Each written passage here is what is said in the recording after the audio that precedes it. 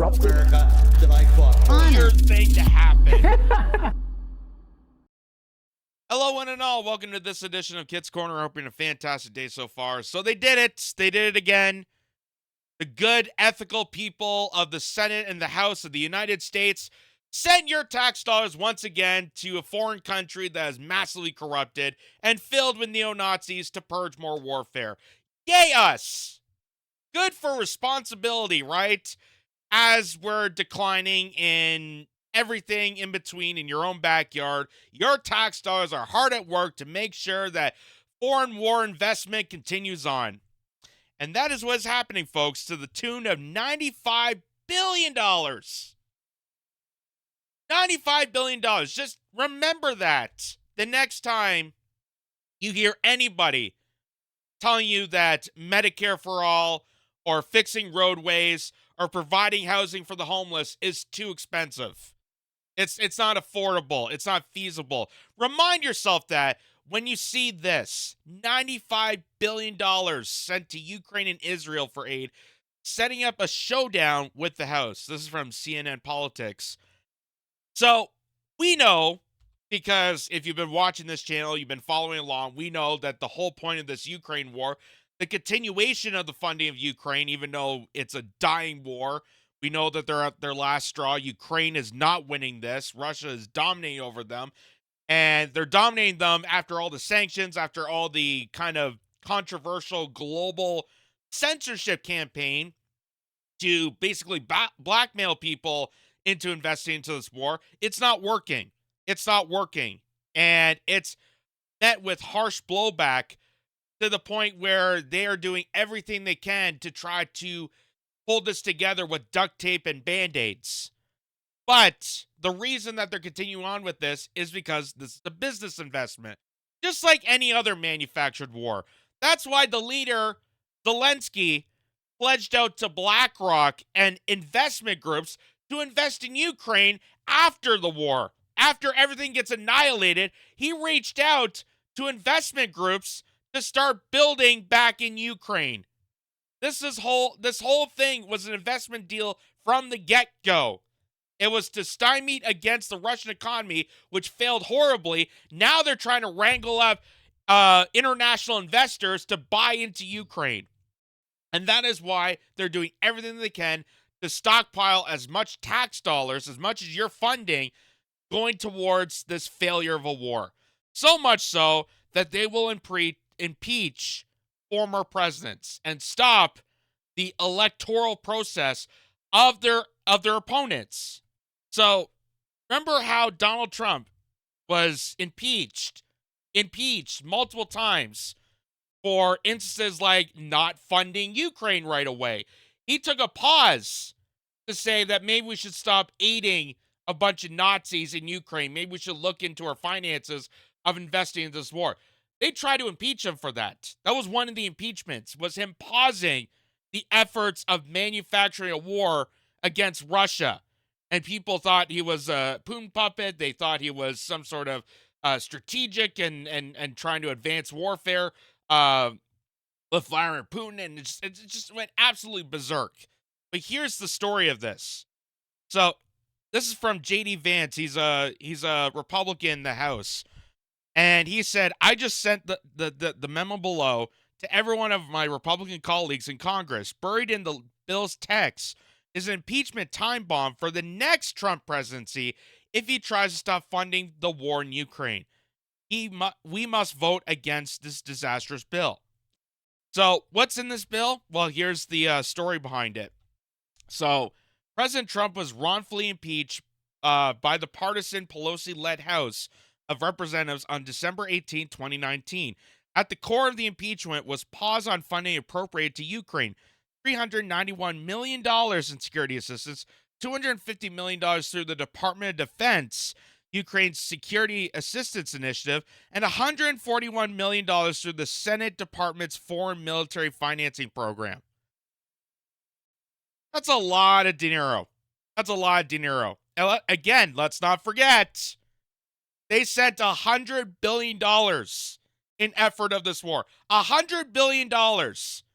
At the same time, they shamed the finger of veterans that have already contributed and sacrificed their life, did their duties in other disastrous wars, and told them that they're costing too much. How dare you try to get health care? How dare you try to get medical assistance? How dare you try to live up to the standards that we promised you if you entered into the forces? How dare you? You're such moochers. But here they are giving $100 billion to a foreign country that they know is corrupted. They knew from the get-go it was corrupted. And it was corrupted because we overthrew their government to allow the corruption to spread. The false argument put forward by Democrats is as follows: as President Trump had allegedly paused these funds because he wished to see the corrupt nexus between the Biden family and Ukraine investigated. President Trump had abused his power with the aim of interfering with U.S. presidential election. Page 425 of the committee report on the first impeachment states, the president froze military assistance to Ukraine against U.S. national security interests and over the objections of career experts. So, let me just remind people, all these impeachments, the only reason they're attacking him is not because he's a villain or a criminal or actually broke the laws of justice, because, as we know, every single administration since I've been around has been breaking laws since the get-go. George Bush initiated a torture program. Barack Obama is a master war criminal and got a Peace Prize out of it. We know how lucrative these evil, nefarious pricks really are in this world, and the only reason they're going after a character like Trump is because Trump is not 100% whoring himself out to the rest of the establishment. They're attacking him because he didn't go along with the security apparatus. He wasn't playing along to the CIA and the FBI. As Chuck Schumer said on MSNBC, that calls 9 Ways to Sunday to take you down, because you're not whoring yourself to the security apparatus. You're not whoring yourself out to the CIA, the FBI, the military-industrial complex, all these big national corporations and international conglomeracy, BlackRock, State Street, Vanguard. You're not willing to whore yourself out. You can no longer be a president. You can no longer be part of politics. You cannot be along our society. As George Carlin states, it's a big, giant club, and you and I ain't in it for obvious reasons. The president froze military assistance to Ukraine against U.S. national security interests and over the objectives of career experts. I love how they add that in there. Career experts. Meaning that these are career climbers strategically planning out that if I take all your hard-earned, all those tax dollars and send it off to the most corrupted nation in Eastern Europe and use them as pawns to go against Russia so we can have a war over there, not over here, then somehow it's going to make me look better, and then Raytheon or Lockheed Martin or some other investment is going to lateral me to the next career move. Then maybe if I get out of politics or somehow I get out of my position, then maybe I can get a lucrative, settlement deal by these military contractors. Maybe. The impeachment inquiry report states that the president did so despite the long-standing bipartisan support of Congress, uniform support across federal departments and agencies for the provision to Ukraine of the military assistance, and his obligations under the Impoundment Control Act. President Trump has said, in the regard to this war in Ukraine, we got the war settled, and I'll get it settled. But he has stated that he would resolve the war in 24 hours. That is an alarm bell for the rest of the establishment. And that is why they're doing everything they can to stop him from getting reelected. Because they know that a character like Trump, even though he's no different than the rest of the establishment, he plays to their tune when it comes to everything else. But the reason they can't stand him, the true reason they can't stand him, is because they know he's going to be a winner, and they know that he's a wild card. Meaning that he's able to sometimes tell the truth, maybe sometimes interfere with war regime changes, and and tell people exactly what happens in the deep state. He was the one that told us at the beginning that there was a deep state. And people are now realizing, people are now recognizing the fact that there are people behind the presidency that are in control of the country and in control of foreign policy and dominate over us and control us like a bunch of lab rats. We know this now because of a character like Trump. I'm not defending him in any means necessary. I'm not a Trump supporter. I've never liked Trump since I knew about Trump. I was never a fan of him when he was hosting that stupid Apprentice show. But this goes against the whole this goes against the whole ideals of democracy. This goes against everything because this is silencing a political opponent. Imagine if you will, if, say, Justin Trudeau did this to Pierre Poilievre, or Pierre Poilievre did this to Justin Trudeau, or any other government around the world tries to enact this. We've seen this throughout all the time. They're doing this in Brazil currently to try to silence out oppositions. Why? Because this is how the establishment functions. These are master criminals that get away with anything because they take the law into their own hands and fixate it around their own ideals to climb the ladder for themselves and then screw everybody else, including this. That is why there's so many impeachments against this guy. And I hear so many arguments to this day. I hear so many arguments of people coming up to me and saying, well, Jason, Trump did break laws.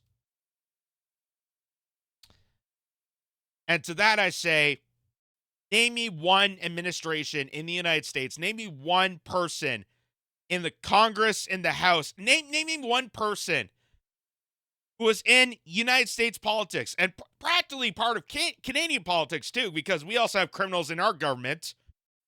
Name me one politician that hasn't broken a law. Name me one pure politician that actually goes through and climbs the ladder based off non-criminal criminality. Name me one. I bet you it'd be hard to do. And it's not like we're impeaching George W. Bush. It's not like we're going after Barack Obama, even though we know how much of a criminal history they have. They get awarded medals for everything that they have done. Trump, we could go after Trump on many violations that he's done against the American public, but they championed him when they did that. But this, because he's pausing the funding of Ukraine war, that calls for an impeachment. And they're continuously doing this as much as possible to try to silence out the opposition. One, because they know he would win by a landslide. If it's him and Joe Biden, they know that he has a good, decent shot of getting reelected. That's why they're trying to silence him out. And also, too, he's a wild card, meaning that he's able to speak some things that most presidents, most people in politics can never say. Like how we're in Syria for the oil, how we want to take over Venezuela for the oil. That's not humanitarian aid, people. It's not about defense. We don't defend anything. We don't do jack shit for defending people, but we will defend oil. We will defend natural reserves to take it upon ourselves, steal it from other people, slaughter and pillage against towns and cities in that country to steal those natural resources and then sell it to you suckers. That is what we do for foreign policy. And Trump was the only person to ever actually mention this. The bill includes $1.6 billion in foreign military financing in Ukraine and $13.7 billion for Ukraine's Security Assistance Initiative. These funds expire on September 30th, 2025, nearly a year into the possible second term of President Trump. These are the exact same amounts President Trump was impeached for pausing in December 2019. Every single House Republican voted against this impeachment resolution. So, this is why this is such a big deal. And so much so that the rest of the establishment is cultivate as many things possible to take down President Trump. That's why E. Jean Carroll is a thing. That's why that whole, Me Too kind of settlement deal, how they the New York State changed the laws in order to make sure that President Trump gets convicted for some sort of crime that she was sexually assaulted by her, but even though it didn't make sense and nothing was confined by that and there was no objection to it, it was a complete flaw. But they used it, again, as another way to convict him, because the more they try to silence Trump, the better chances they have of enacting these horrible policies, continuing on the military-industrial complex used to destroy us, used to oppress us all around the world. And now they're trying to criminalize him again in 2024, surprisingly an election year. Good timing on that. Now they're trying to criminalize him for overestimating his land value. They're trying to prosecute him for inflating the numbers of his land use, his land value, his when he was a real estate tycoon, which is absolutely ridiculous. It's absolutely ridiculous because, one, every single sly real estate agent, which Donald Trump really is, he's a real estate tycoon, has done this. Every single tycoon, billionaire, even going down to the used car salesman, has always inflated numbers. And that is why you negotiate. If they start with a high number, you lower that number. Then you find a healthy middle. You do that deal. You go back and forth. You negotiate terms and different values to that. I mean, they're trying to prosecute the guy responsible for the art of the deal for doing the art of the deal. It's just so crazy. So crazy. The mastermind scenarios that they come up with to try to prosecute Donald Trump. And we know that the judge is corrupted. We know that the attorney general of New York State is corrupted. We know how this is all a political stunt. And now in comes the media, particularly Stephen Colbert. And Stephen Colbert is not doing well. Stephen Colbert, we know that he has downgraded himself ever since he started the show on CBS. But Stephen Colbert has completely lost it. Completely lost it. I mean, even just his appearance alone just looks like he lost it. He looks like he just came out of a bar fight. But that's not important. That's, the appearance doesn't matter. It's what Stephen Colbert is about to say on a comedy show, on a late night comedy show. After the many years that he's been on Comedy Central, being a sidekick to Jon Stewart, being that kind of voice for interpretation away from the mainstream media. This is him being kind of the Alex Jones persona of the establishment. Because watch the tone he's about to say when it comes to trying to find a way, again, to wrongfully convict Donald Trump of heinous crimes. That's the words that they're using. That's what, not me saying, but they're saying it's heinous crimes that he's artificially inflating his own numbers that the bank knew about, and they said they would continue to deal with him because that is how you negotiate when it comes to real estate. That has been every corrupt business practice I have ever seen in business. Whether it's real estate or a sleazy car salesman, you always start inflating high numbers. I tried to sell something on Facebook Marketplace for $50. Do you think that product was worth $50? Absolutely not. But we negotiated, and we came down to 30. But here's Stephen Colbert just dropping the bar even lower for himself. I know how numb we've become, but it's not normal. No other candidate for the presidency has ever had to pause his campaign to defend himself in multiple courts. And I would like to point out that in all 7 of his cases, no one doubts that he did these things. We're just sitting around patiently waiting. You can tell it's a very serious moment where he takes off his glasses, stares right at the camera, and says, "This is not normal. This is not normal." Yes, it's not normal to come up with trumped-up charges to prosecute your political opponents. This is stuff I would hear, Saudi Arabia or a banana republic or some sort of mass, cynicism, something like North Korea would come up with. But yet, in the United States of America, where we're supposed to cherish democracy, cherish freedom, cherish the ability to freedom of speech and freedom of opinion and expression and be able to be open and diverse, here we are prosecuting your political opponents with the most stupid-ass charges that they have cultivated. And the mainstream media is not upset about the stupid-ass charges. They're upset at you for not caring about it. They're upset at you for not caring that we should prosecute Trump.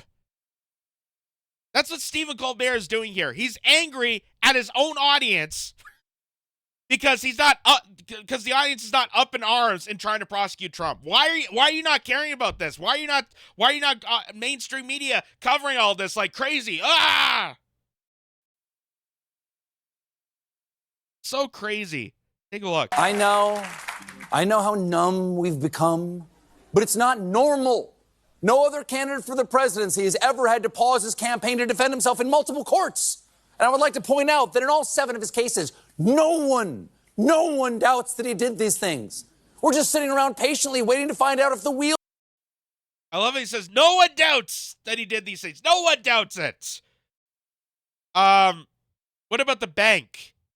The bank that came forward and said, yes, he artificially inflated his numbers, but yet we're still willing to negotiate with him, and we want to continue doing business with him. Do you ever mention that in your monologue? Do you ever mention that to your audience? That, hey, the bank that supposedly he had this business deal with that they exposed him for artificially inflating numbers, the bank wants to continue negotiating with him because, again, he's Mr. Art of the Deal. His whole business practice, the reason Donald Trump became the success of who he is because of this. Because he artificially inflates his numbers. That's what every slick real estate agent does. That's what every person does. That's why business and capitalism is such a sly, slick, opportunity, like freakazoid economic system.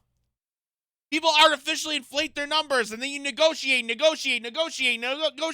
Try to lower the numbers. Try to higher the numbers. Like, I've never seen people so exacerbated over something as simple as negotiation. Especially coming from Stephen Colbert. Because I'm sure when he got hired on from CBS and negotiated his contract, I'm sure that Stephen Colbert, exacerbated his numbers. I'm sure that he won more and more, millions of dollars. I don't know what he makes through late night television. Probably not a lot compared to Comedy Central, but I'm sure that when he was negotiating his contract, he asked for more money, and they probably said no, and then they'd go back and forth, and that's how you do it. Everybody does it. So if we're going to prosecute people for negotiating, should we just, should we not just do a raid at Wall Street? All the stockbrokers, all the investors, should we not just raid into their parade and criminalize all of them? Because that's the whole economic system. But Stephen Colbert is not angered at how stupid and lucrative this is, how this is penalizing and prosecuting for political motives. He's not angry at that. He's angry at you for not caring enough about it. This is why he's such a failure. This is why, if people call this a comedy show, I'm sorry. I just have no respect for you anymore. You call Stephen Colbert a comedian, I'm just done. I'm just done because this is just dropping the bar so low that I consider even Joy Behar more funnier at this point. Joy Behar, the name that cringes my soul. The lady who literally does stand-up comment and complains every single time about her years of teaching. That's literally her comic stance, is bitching about her former students. She's never actually said a professionally funny joke, but I would almost consider her more of a comedian than Stephen Colbert at this point. That's how low you're dropping yourself, Colbert. That's how low you're dropping yourself. Wheels of justice will grind fast enough for there to be any consequences. And the media is covering it like it's any other political story, like it's all horse race. I know. So he's angry that there's not enough attention on this bullshit charge. Isn't that hilarious? That is absolutely hilarious. Not the fact that this is all trumped up prosecution to penalize a political opponent because we live in a banana republic. Not how this is ruining the entire institution of justice, how this is a mockery of the legal system. No. He's angry at the fact that the media and you are not up in arms as he is, and not angered over the fact that why are we not prosecuting him early enough? Why? Why are they just, milquetoast on this? Why are they not covering it as angrily as I am?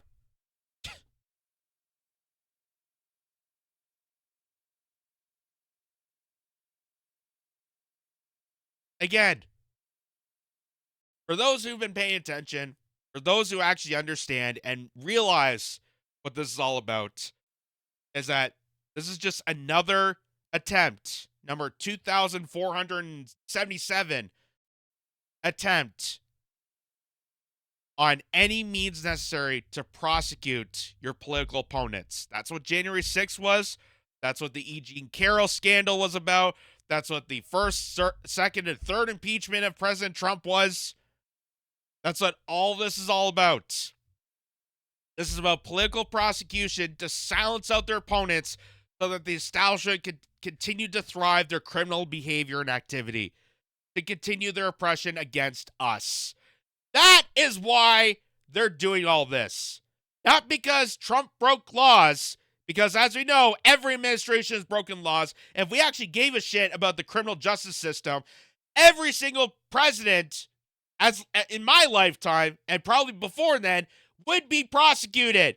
We would have trials under Bill Clinton, trials under George W. Bush, trials under Barack Obama, trials under Joe Biden.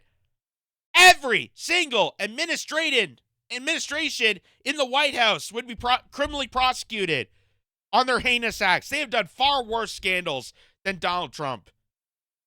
And this is not me defending Trump. This is me defending the principle, the institution of law. And they wonder why people think law and crime is such a joke at this point.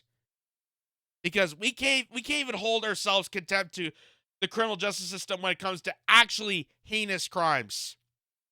Mass murderers get off far easier than people that are in possession of marijuana. We live in such a dystopian banana republic that law has become the butt of the joke, and not the establishment that's cultivating these trumped-up charges to criminally prosecute their opponents for the sane act, for the ethical act of pushing more money for illegal warfare. It's just absolutely barbaric and insane. We truly live in a banana republic. That's the joke that Stephen Colbert, if he was a comedian, should be telling.